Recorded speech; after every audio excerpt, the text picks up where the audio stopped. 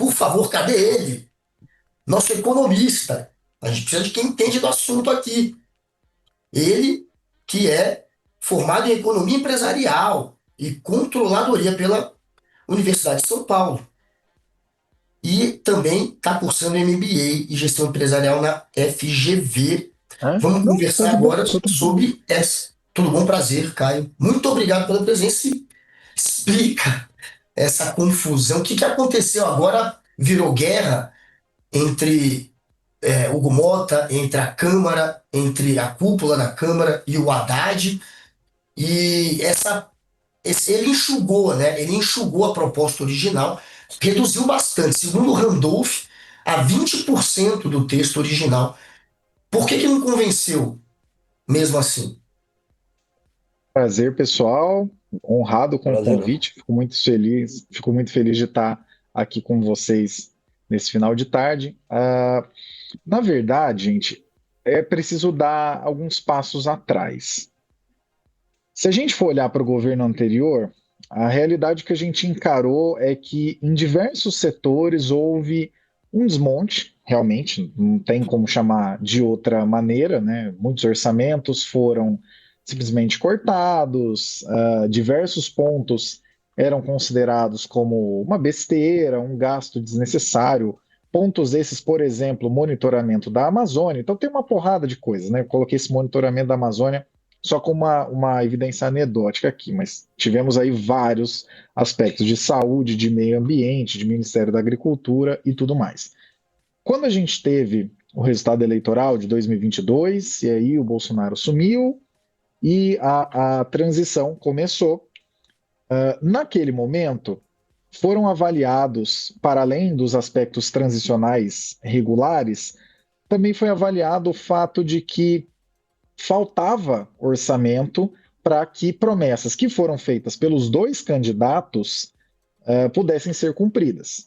Né? Então, o que a gente verificava ali? Né? Alguns cálculos diziam: olha, entre 50 e 70 bilhões de reais estão faltando para o orçamento.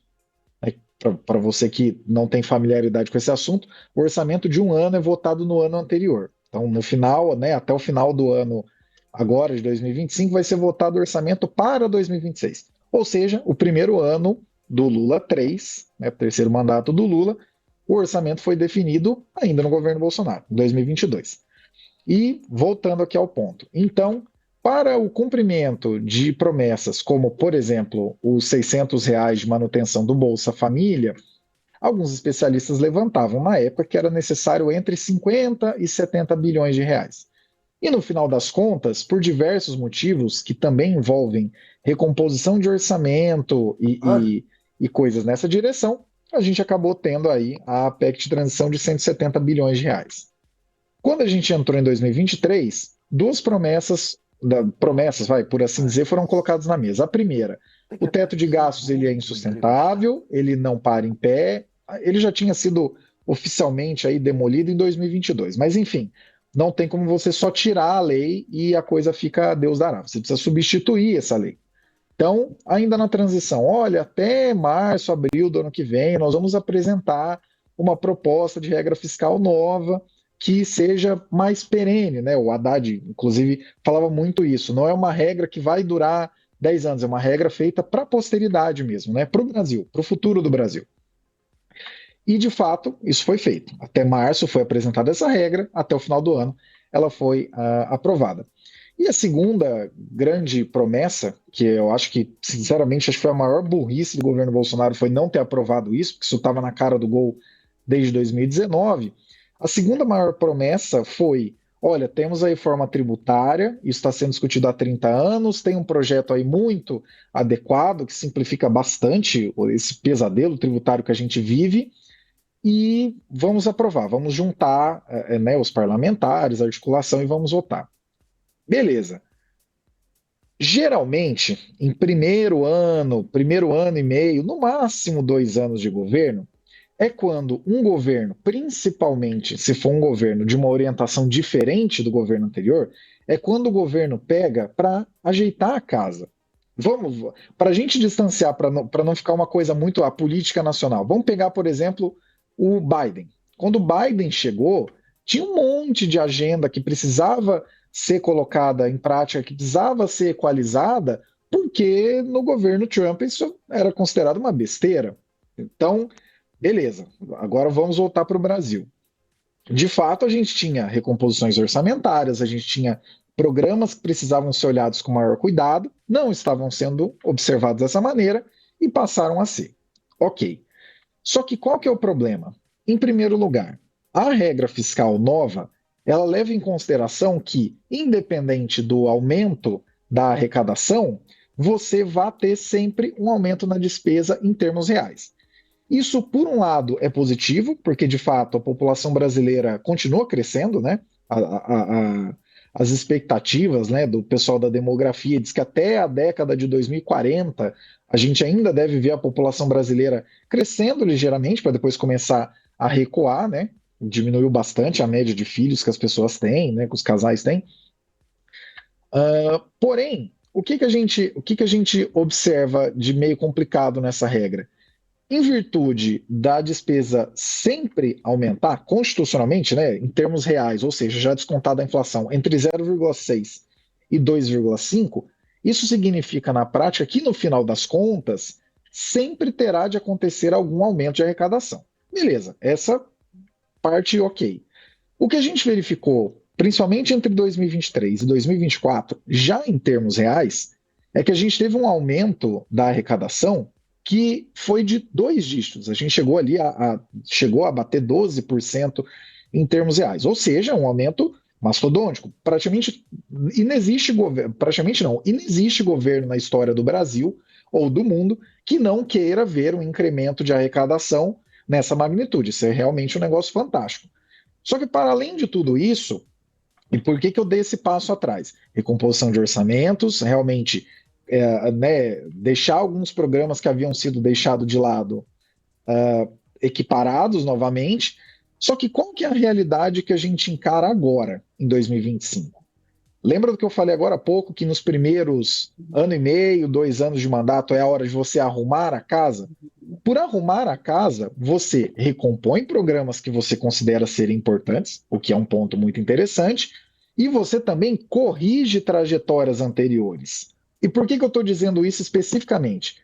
Recentemente, o Haddad tem batido muito na tecla de, olha, a gente tem muitas isenções no Brasil, tem muitas isenções fiscais, inclusive essa fala de agora, né? Se não foi de hoje, foi de ontem.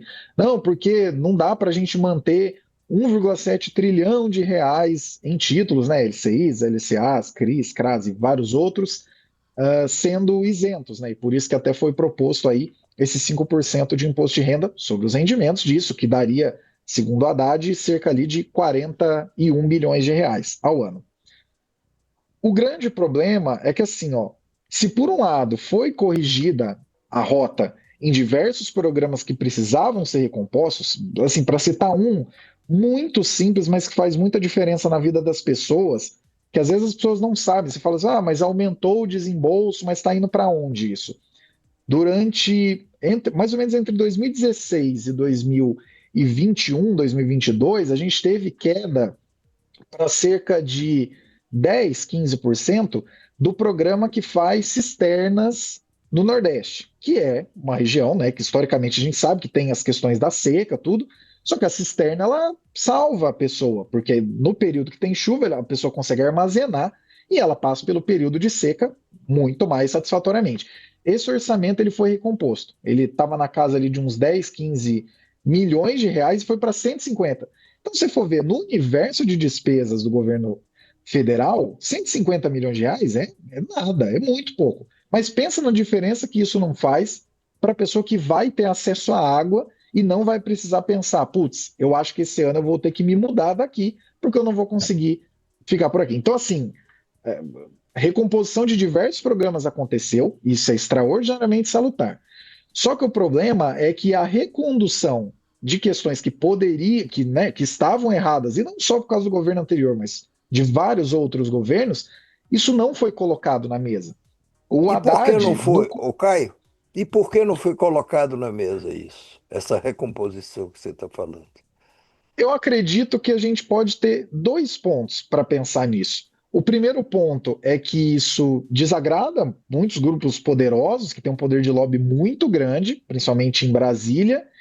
E eu acho que o segundo ponto, e que aí é um pouquinho mais delicado, eu vejo da seguinte maneira: o Lula, nesse terceiro mandato, ele chega depois de muitas mudanças no Brasil e no mundo, sobretudo na própria carreira política dele. Quando ele saiu a primeira vez, em 2010, ele saiu com 80% de aprovação, né? Acho que segundo o Datafolha, na época, É, 84%, né? exato. Isso foi a maior É medição que já isso. existiu disso.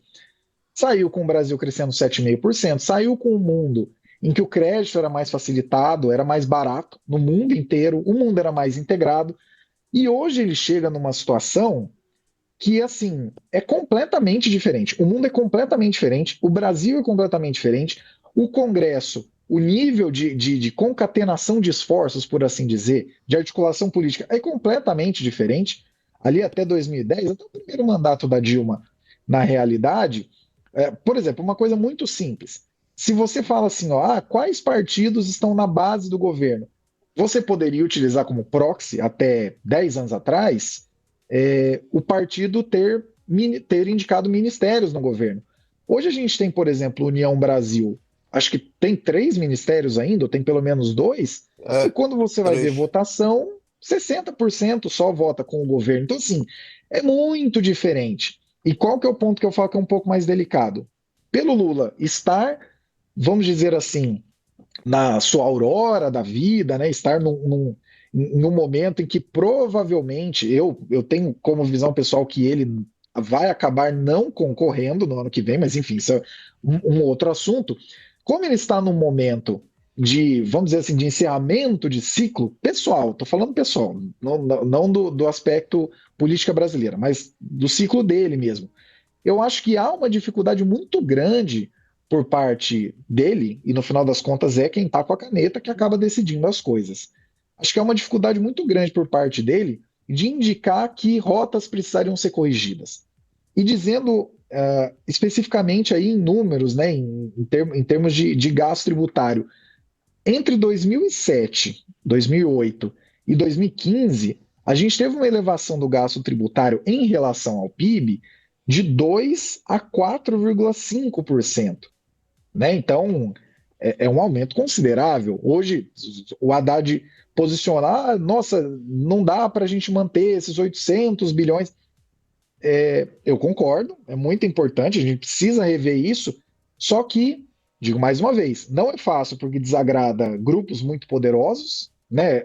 Eu costumo dizer que o Brasil é o país em que todo mundo sabe como é que a gente resolve os problemas, né? Aquela síndrome de técnico de futebol, todo mundo sabe.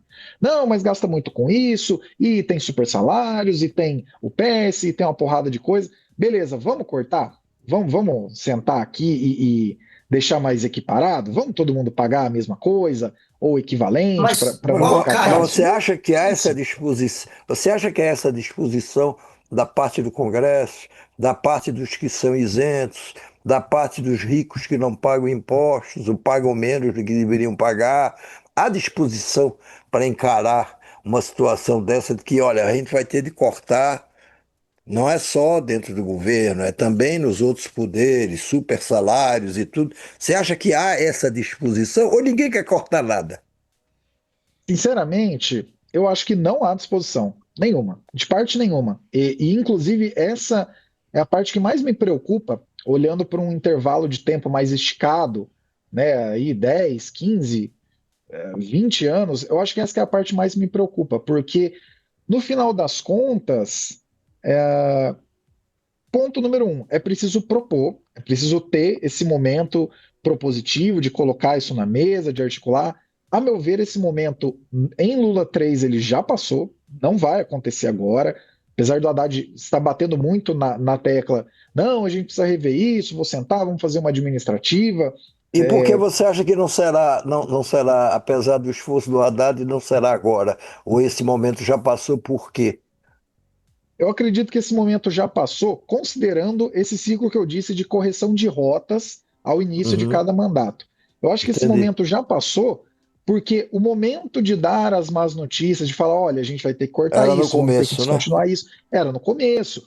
E especificamente em Lula 3, tem um detalhe que também eu acho que conta muito, que é o fato de que quando a gente olha esse lance dessas oportunidades que você tem de colocar na mesa algum corte, você pode fazer isso concatenado com aumento de arrecadação, isso não é um problema. Se a gente for voltar 30 anos, olhar ali entre o FHC1 e o FHC2, parte da estabilização do começo do Plano Real também envolveu um aumento de carga tributária. Isso é muito importante da gente relembrar, não é só agora, né? Que às vezes a gente fala isso, o pessoal é hiper focado no curtíssimo prazo, né?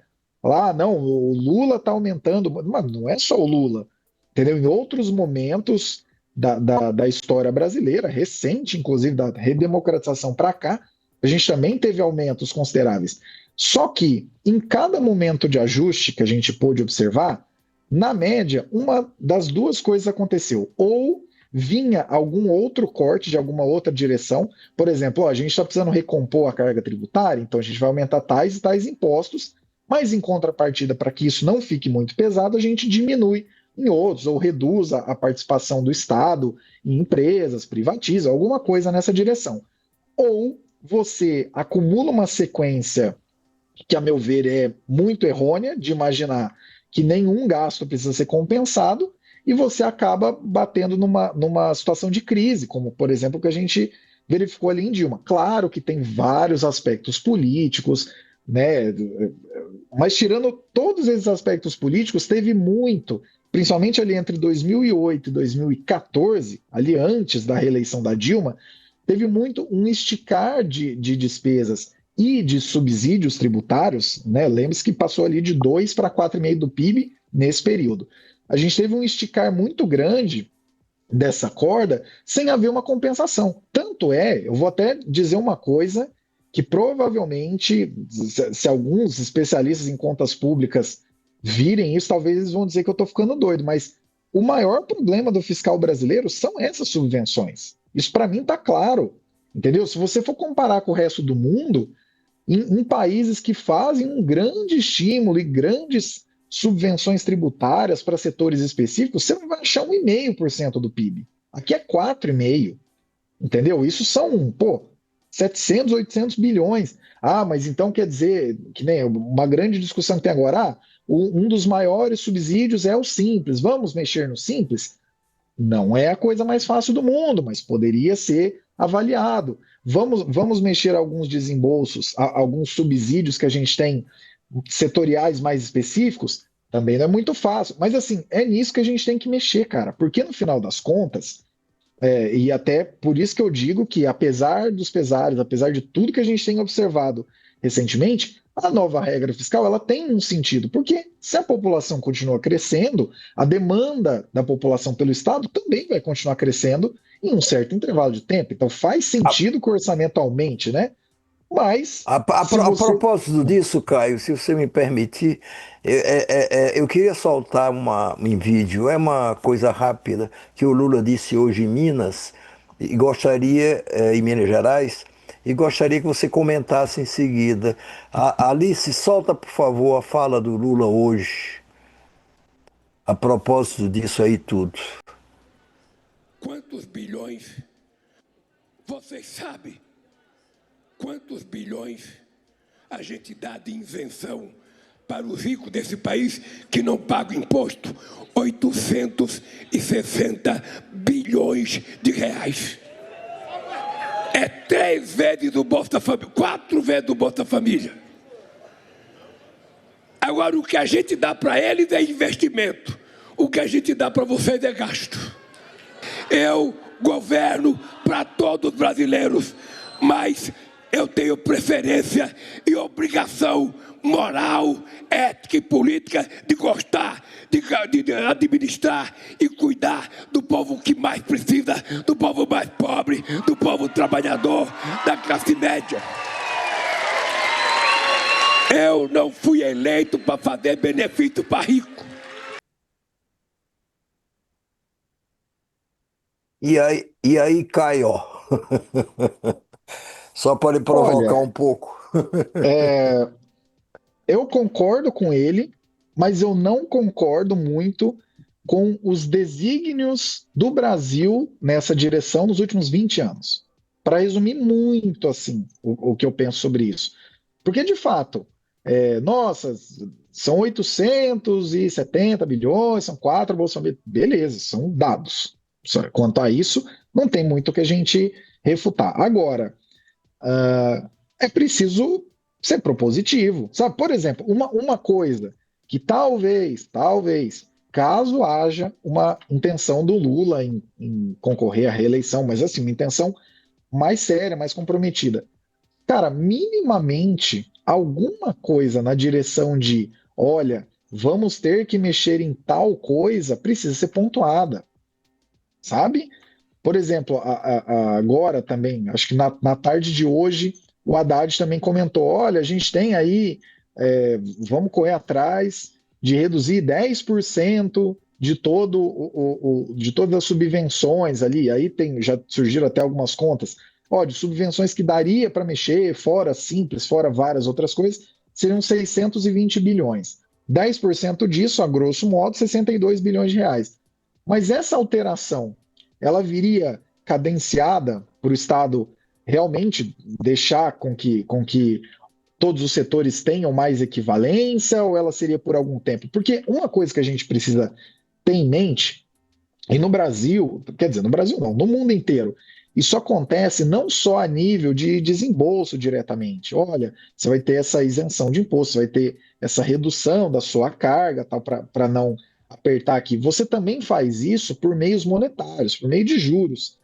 No Brasil, eu não sei se vocês sabiam desse dado, mas no Brasil, cerca de 40% de todos os programas de crédito que existem para pessoas físicas e jurídicas, eles estão diferenciados da Selic.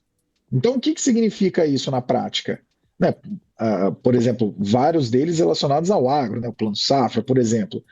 Então, o que significa isso na prática? Que quando a Selic sobe, ela está subindo para 60% dos brasileiros. Ela não está subindo para 100%. E aí, como ela está subindo só para 60% dos brasileiros, você acaba tendo que subir ela muito mais se você quiser ter o mesmo efeito.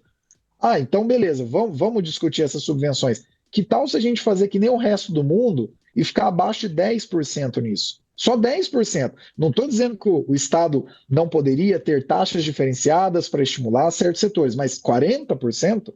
Será que quase metade da economia precisa estar abaixo do radar, porque senão não sobrevive? Porque sempre é essa questão, né? E até por isso que eu Agora, digo que mexe com muito interesse. Ninguém quer mexer com isso, porque pois é, Caio. Agora, além de ninguém querer mexer, eu quero saber o seguinte: na hipótese de Lula ter feito, vamos dizer, se o Lula tivesse feito e não fez o seu dever de casa direitinho, como resolver isso e tudo, seria possível ele fazer isso com um Congresso tão hostil, com um Congresso tão voltado para ele mesmo e tão empenhado em viabilizar o governo, que me parece que empenhado ele está por todas as manifestações que a gente ouve lá dentro, entendeu? Não só desse anônimo líder do Centrão que diz isso é problema dele, não é problema nosso. Aí na hora que você está no meio dessa discussão agora, nesses últimos dias, hoje a Câmara, onde o Hugo Mota, que domingo saudava um acordo histórico e que hoje recuou e vai pôr para votação uma medida que vai derrubar certamente essa proposta feita pelo Haddad nesse momento. Hoje mesmo o Congresso está começando a discutir a mudança numa lei, que é uma lei de muitos anos, dos anos 90 ainda, que proibiu que deputados acumulem aposentadoria com salário. Neste exato momento que está se discutindo aí cortes ou não cortes de despesas, onde ele for, a Câmara está interessada em pagar mais ainda do que os deputados recebem. E por aí vai também se isso passar, vai acontecer em assembleias, em coisas Efeito onde cascata, né? havia um efeito cascata. É, como é possível governar, eu estou dizendo, com um Congresso que que não quer abrir mão de nenhum dos benefícios que tem. Vai falar para o Congresso agora, vem cá, a gente vai ter que baixar aqui também esse negócio das emendas. São 52 bilhões de reais por ano de emendas parlamentares. Eles não querem, mas isso aí não dá nem para discutir. Me parece, a sensação que eu tenho, e posso estar enganado, é que não tem diálogo com o Congresso.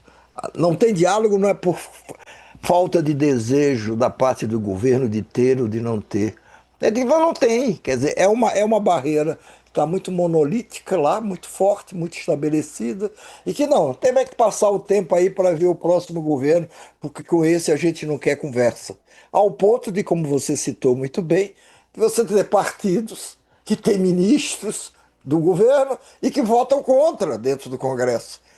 Então, resumindo, se o Lula tivesse feito o dever de casa dele, isso não esbarraria da mesma maneira na má vontade do Congresso e de outras áreas que não querem se sacrificar e que não querem sacrificar nada? Eu acho que esbarraria da mesma maneira, só que teria um caminho a ser avançado de algum modo. O que eu quero dizer com isso? Geralmente, até utilizando até uma fala que, né, muita gente acabou repercutindo do Tarcísio alguns meses atrás. Ele falou: o Brasil é só você mover algumas alavancas. O Brasil, na minha humilde concepção, a cada ciclo eleitoral, você move no máximo, com muito esforço, uma alavanca. A alavanca que está sendo movida em Lula 3 é a alavanca da arrecadação. A alavanca que foi movida no curto, rápido e combalido e complicado governo Temer foi a alavanca de dar uma segurada, foi um freio de mão nos gastos do governo. A alavanca que foi movida no governo Bolsonaro foi: vamos tentar reduzir ao máximo o tamanho do Estado, porque não concordamos com a presença do Estado whatsoever, né? Não concordamos de jeito nenhum com a presença do Estado. Então, assim, seria muito difícil imaginar um cenário em que, com essas duas primeiras prioridades, que é não ter mais o teto de gastos, vamos colocar uma regra nova, que já é uma grande prioridade. E a segunda, vamos passar a reforma tributária, que também é uma grande prioridade. Seria muito difícil, a meu ver, colocar na mesa: olha, e também vamos mexer nas subvenções. Porque, por exemplo, voltando para o primeiro ano do governo Bolsonaro. No governo Temer já tinha sido discutido ali por 2 anos a necessidade, e discutido de uma maneira um pouco mais intensa, né? Um pouco mais didática e tudo mais, a necessidade de fazer uma reforma previdenciária. Então, quando chegou no governo Bolsonaro, juntou dois fatores. O primeiro, o efeito lua de mel, que acontece com qualquer governo, né, pelo menos seu primeiro ano e meio. E o segundo, uma discussão que já estava ali na cara do gol. Só que eu acho que o que é mais complicado, na verdade, tem algumas críticas que eu acho que são cabidas, que o governo devia ser mais propositivo, mas tem umas que eu acho que não cabem muito. Por exemplo, até o senhor citou o Hugo Mota. O Hugo Mota disse essa semana que o Congresso brasileiro é o farol da responsabilidade fiscal. Eu discordo completamente dessa frase. Completamente. Essa frase não faz o menor sentido. Nunca fez. Só que é o que eu digo. Não dá para esperar do Congresso, que é uma entidade que, por natureza, deseja sempre acumular mais para si poder e recursos, não dá para a gente esperar que essa entidade naturalmente vá sugerir ajustes. Tanto é que é uma coisa que eu fico pensando: beleza, o teto de gastos já acabou. Mas quando ele foi aprovado, eu tenho certeza que no Congresso as pessoas não sabiam que estavam aprovando. Mas, Caio, se você diz que o Congresso não se pode esperar dele que ele faça o que ele nunca fez, concordo contigo. Mas se você também diz que esse Congresso vamos dizer, é absolutamente insensível à necessidade de ajustes e de ajustes profundos nas contas públicas, como é que a gente fica? Eu estou dizendo, como é que a gente ficaria, mesmo se o Congresso, mesmo se o governo, lá atrás, no começo, como você mesmo disse, tivesse proposto todas as coisas direitinho que deveria ter proposto. Eu não estou querendo livrar a cara do governo de nada, não. Só estou querendo entender, entendeu? Um governo, um Congresso insensível como sempre foi. Não abre mão de benefícios e tudo. Um governo que não fez as coisas na hora que deveria fazer, mas se tivesse feito, mudaria alguma coisa? Eu acredito que seria um pouco diferente, mas Uhum. é que nem eu falei, cada gestão que a gente observa, a gente vê que se move assim com muito esforço, mas com muito esforço mesmo, uma alavanca. Vamos voltar de novo para o FHC. A Mas grande vamos voltar, alavanca. só um minutinho, Ah, Caio. Tá ah, faltando 2 minutos para a gente terminar.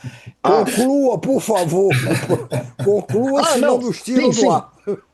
Mas o que eu estou falando, quando eu digo que há sempre uma grande alavanca a ser movida, se a gente for olhar, por exemplo, para o governo FHC, a grande alavanca foi da estabilização. Pô, a gente chegou a ter juros a 45% ao ano.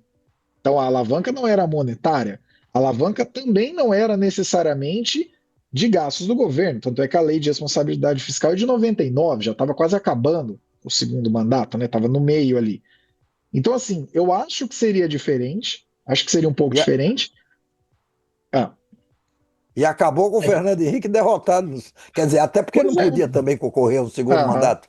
Mas o primeiro mandato dele é exaltado e o segundo não necessariamente, porque se reconhece que teve mais problemas, tanto que ele também não conseguiu fazer o sucessor. Uhum. Eu fico imaginando o que é sentar ali naquela cadeira e pensar, bom, Nossa. eu tenho 4 anos e a princípio quero mais 4. É. Aliás, hoje o Lula voltou a falar disso, lá em Minas Gerais também. Só que já não foi na parte econômica do seu discurso, foi dizendo, olha aí, olha, voltou a insinuar claramente, não estou dizendo que ele será, que vai ser candidato à reeleição. Então ele, olha, vem cá, com esse Congresso, com essa classe aí, vamos dizer, com os que têm mais poderes ou mais riquezas, sem querer abrir mão de nada. Sabe de uma coisa? E eu quero me reeleger, e eu acho que me reelegendo, talvez eu ainda faça alguma coisa melhor. Ó, peraí, vamos aumentar esses tributos e vamos encarar essas coisas, essas dificuldades de qualquer jeito. Entendeu? Eu não sei se essa coisa de reeleição foi uma coisa boa ou se foi uma coisa ruim. Mas não Pois vejo é. ninguém sentar ali naquela cadeira, mesmo na cadeira de governador, e não esteja pensando numa reeleição. Agora, Caio, já me disseram aqui que o tempo acabou. Pois, Eu lhe agradeço muito muito e legal, cara. espero ter uma oportunidade de a gente voltar a conversar e vamos ter. E vamos ter. E aí a Ah, gente legal, retoma legal. essa discussão numa outra oportunidade, que será em breve. Fique Muito de Não, legal, legal, cara. prontidão. legal. Fique de prontidão. Não, pode deixar. E inclusive até agora, né? Você falou que acabou, então eu já até fazer aqui o voto Acabou, aqui, que eu acabou. sou meio tiete aí. Ah, não acabou? Nossa, meu Acabou, Deus, Não, então. acabou. acabou, Ah, acabou. Acabou. ah, Você é não, meio não. Só quieto de quê? falando de vocês, que eu acompanho o Pô, que trabalho de vocês há isso. muito tempo. Acho muito É legal, muito sério? bacana. Que coisa boa. Não, a hora que Obrigado. Obrigado, chegou o Caio. convite, eu falei, meu Deus, na hora. Não precisa nem perguntar. Obrigado, Caio. Tamo junto, cara. Muito Muito legal. obrigado, Adorei também a Caio. conversa. Vamos Valeu, gente. terminar, porque a gente Obrigado, hein? estourou o tempo. E a gente ouviu